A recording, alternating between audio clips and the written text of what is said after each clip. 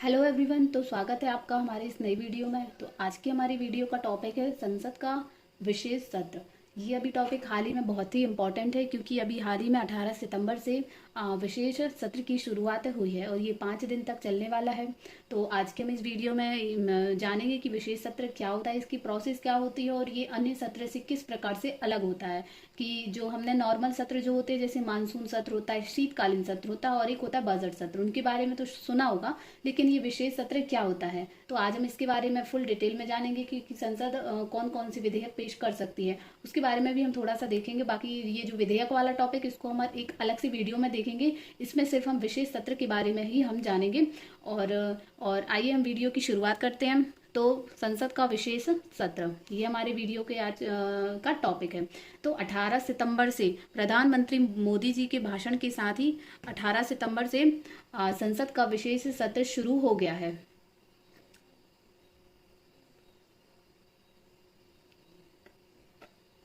संसद का विशेष सत्र शुरू हो गया है। इसमें संसद की 75 साल की यात्रा पर चर्चा होगी। साथ ही सरकार के एजेंडे में 4 विधेयक भी हैं। ये 4 विधेयक बहुत ही इंपॉर्टेंट है हमारे लिए। अब ये कौन कौन से विधेयक हैं इनके बारे में भी हम चर्चा करेंगे, लेकिन उसको हम एक अलग से वीडियो में सेपरेट वीडियो फुल डिटेल में देखेंगे कि वो 4 विधेयक कौन कौन से हैं जिन्हें वह पेश करेगी। हालांकि विपक्ष को आशंका है कि कुछ और बढ़ा भी हो सकता है। ये देखिए, ये जाहिर सी बात है कि जब भी कोई सरकार कुछ करने का प्रयास करती है या फिर कोई विशेष सत्र लाती है तो विपक्ष का काम ही होता है कि जो सरकार जो कर रही है उसके जो नेगेटिव पॉइंट है उसको देखना। ये कोई भी पार्टी हो, ये एक नॉर्मल सी बात होती है। तो विपक्ष को ये आशंका है कि इसमें कुछ और बड़ा भी हो सकता है। इससे पहले 1962 की भारत चीन जंग समेत 11 मौकों पर संसद के विशेष सत्र बुलाए गए हैं। ये पहली बार नहीं है कि जब संसद का विशेष सत्र बुलाया जा रहा है, जबकि कुल 11 बार संसद के विशेष सत्र बुलाए जा चुके हैं। नेक्स्ट है संविधान के। अब हम संविधान का देख लेते हैं कि जो कॉन्स्टिट्यूशन है या फिर जो हमारा संविधान है उसमें सत्र के बारे में कौन से अनुच्छेद में उल्लेख किया गया है। तो संविधान के अनुच्छेद 85 में, यानी कि अनुच्छेद 85 में संसद सत्र बुलाए जाने का जिक्र है। आमतौर पर संसद में 3 बार सेशन बुलाए जाने की परंपरा है। ये 3 सेशन कौन कौन से होते हैं? पहला होता है कि बजट सत्र। देखिए, ये बजट सत्र है। एक मिनट।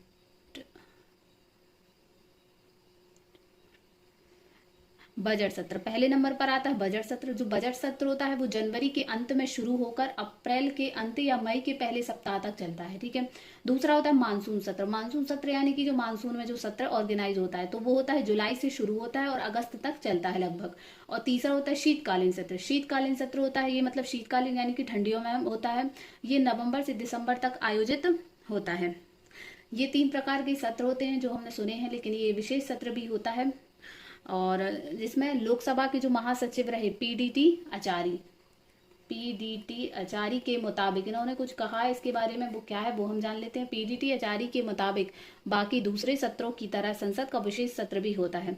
विशेष सत्र को बुलाने के मुद्दे पर भी अंतिम फैसला राष्ट्रपति का होता है। राष्ट्रपति यह फैसला केंद्र सरकार की सलाह पर ही लेते हैं, यानी कि विशेष सत्र बुलाने का जो फैसला होता है वह केंद्र सरकार ही करती है, लेकिन इसमें जो राष्ट्रपति की भूमिका केवल प्रतीकात्मक होती है। विशेष सत्र जो होते हैं वो अक्सर किसी खास वजह से ही बुलाए जाते हैं, यानी कि जब सरकार को कोई खास विधेयक या कोई खास चीज करनी होती है या कोई अर्जेंट होता है तभी ये विशेष सत्र बुलाया जाता है। हालांकि रूल बुक में संसद के विशेष सत्र को लेकर किसी तरह का कोई जिक्र नहीं है। रूल बुक में केवल सीक्रेट सिटिंग के बारे में बताया गया है। बाहर दुनिया को इसके बारे में कुछ भी पता नहीं चलता है कि संसद के अंदर बैठकर सदस्य कुछ तय कर सकते हैं। अब इसकी प्रोसेस क्या है वो देख लेते हैं कि संसद के विशेष सत्र को बुलाने की जो प्रोसेस है वो क्या है। तो रेगुलर सेशन हो या फिर विशेष सत्र,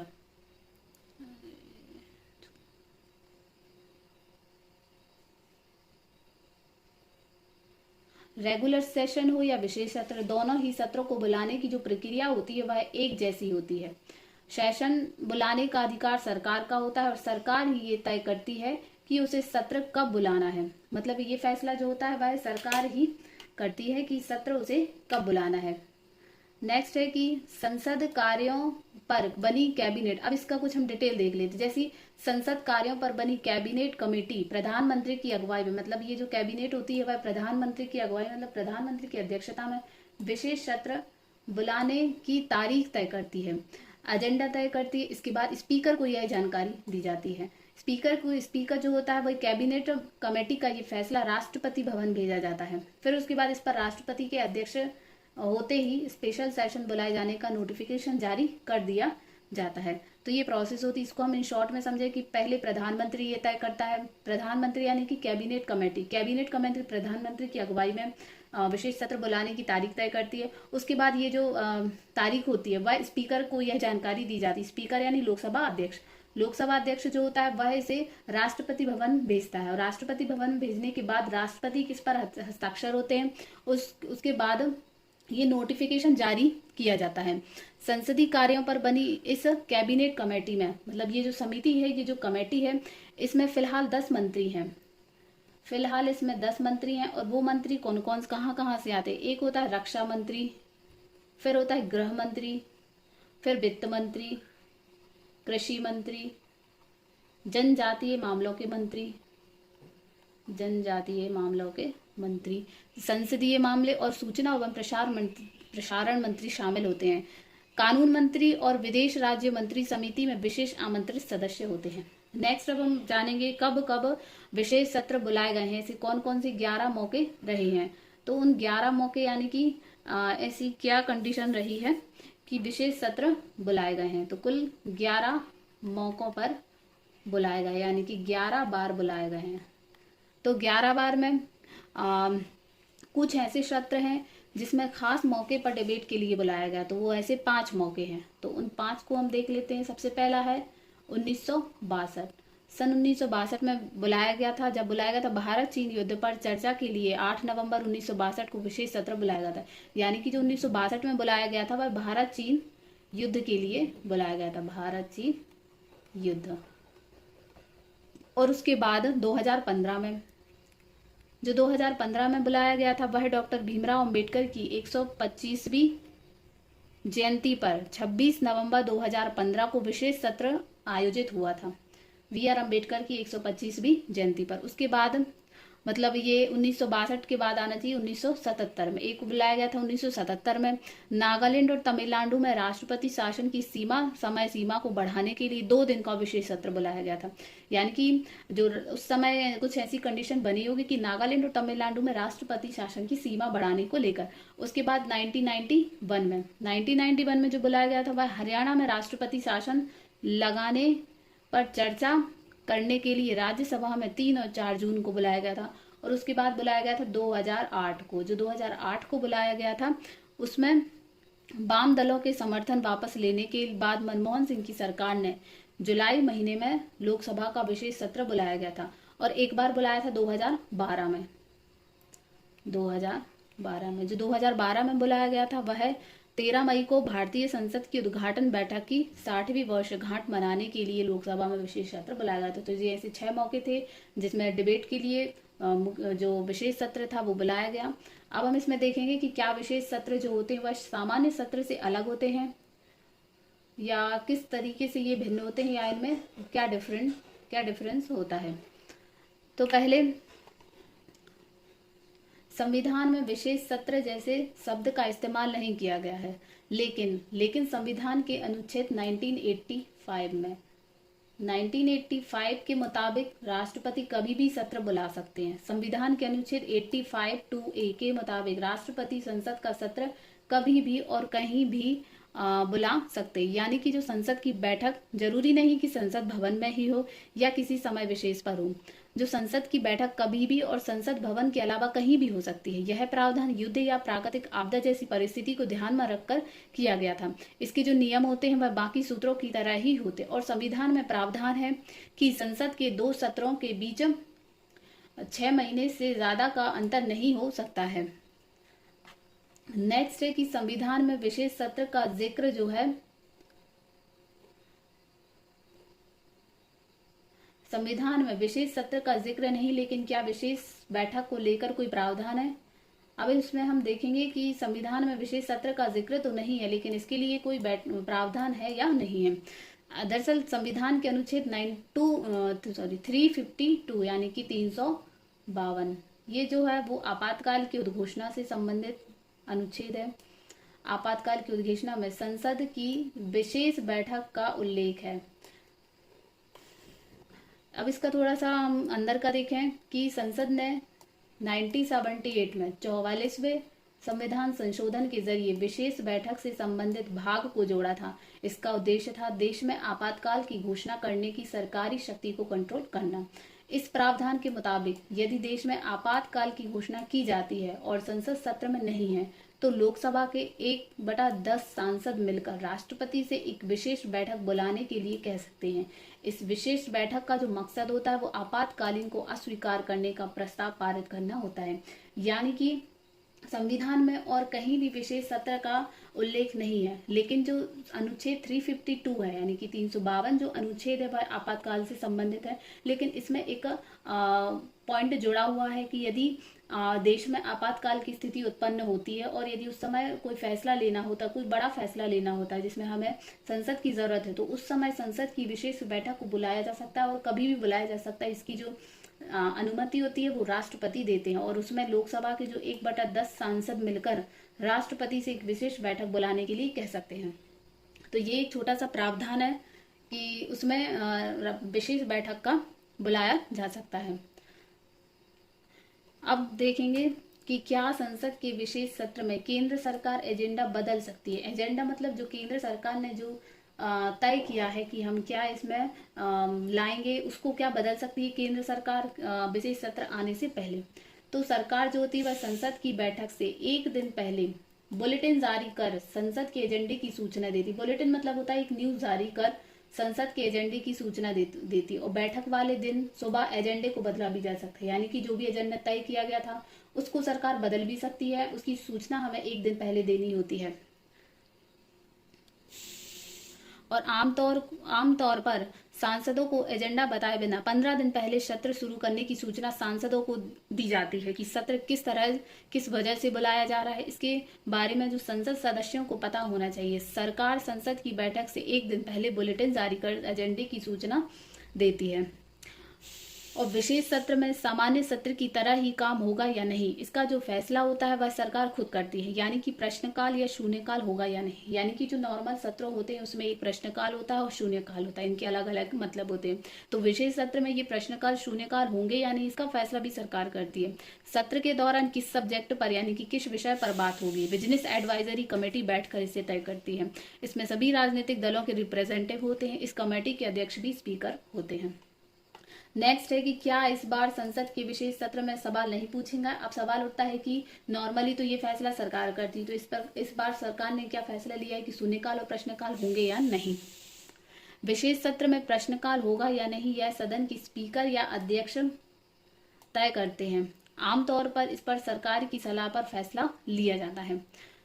और 18 सितंबर से बुलाए गए विशेष सत्र को लेकर सरकार ने पहले ही बताया है कि इनमें ना तो शून्यकाल ना ही कोई प्राइवेट मेंबर बिल के लिए समय दिया जाएगा। ऐसे में सिर्फ सरकारी एजेंडे और या उसकी ओर से पेश किए जाने बिल से संबंधित काम होगा। यानी कि इसमें सरकार ने पहले ही साफ कर दिया है कि इस बार जो प्रश्नकाल और शून्यकाल नहीं होंगे, क्योंकि इसमें काफी टाइम लगता है और चूंकि सत्र 5 दिन का है, इसलिए समय को बचाने के लिए इसमें जो प्रश्नकाल और ये जो शून्यकाल है उसके लिए समय नहीं दिया जाएगा। नेक्स्ट है कि क्या विपक्षी पार्टियों से मशवरा किए बिना सरकार संसद का विशेष सत्र नहीं बुला सकती। क्या इसमें जो विपक्ष होता है उसकी अनुमति जरूरी होती है, उसकी सहमति जरूरी होती है। तो संसद का सामान्य सत्र या विशेष सत्र बुलाने का फैसला सरकार खुद करती है। ये बात तो क्लियर है, ठीक है, सरकार खुद करती है। विपक्ष से राय लेने या पूछने जैसी कोई जरूरत नहीं होती है। मतलब इसमें कोई प्रावधान नहीं है कि हमें विपक्ष से पूछना ही पड़ेगा।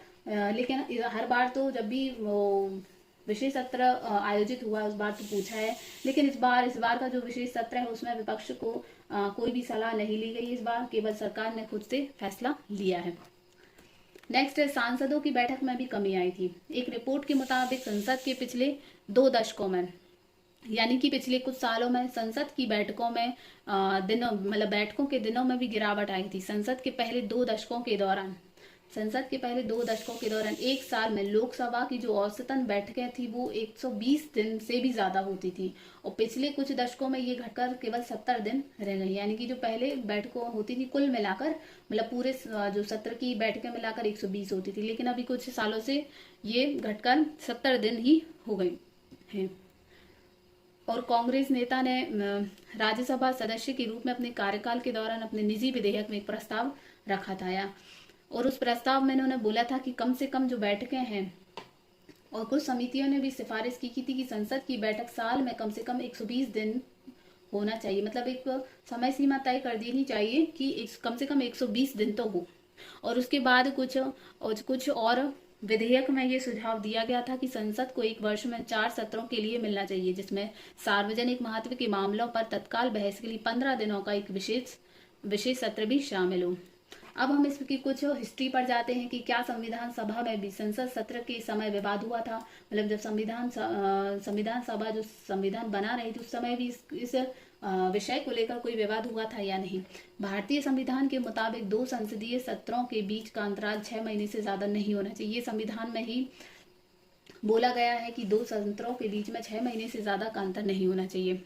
इसे हम ऐसे समझते हैं कि मान लें कि बजट सत्र जो था, मतलब जो पहले नंबर पर जो आता है बजट सत्र, जो बजट सत्र था वो 15 मार्च को था, 15 मार्च को खत्म होता है। बजट सत्र 15 मार्च को खत्म होता है, तो मानसून सत्र 15 सितंबर से पहले शुरू हो जाना चाहिए, मतलब इसमें 6 महीने से ज्यादा का अंतर नहीं होना चाहिए। 15 मार्च से 15 सितंबर तक 6 महीने हो जाते हैं, और ये जो अगला सत्र वो 15 सितंबर के पहले ही शुरू हो जाना चाहिए।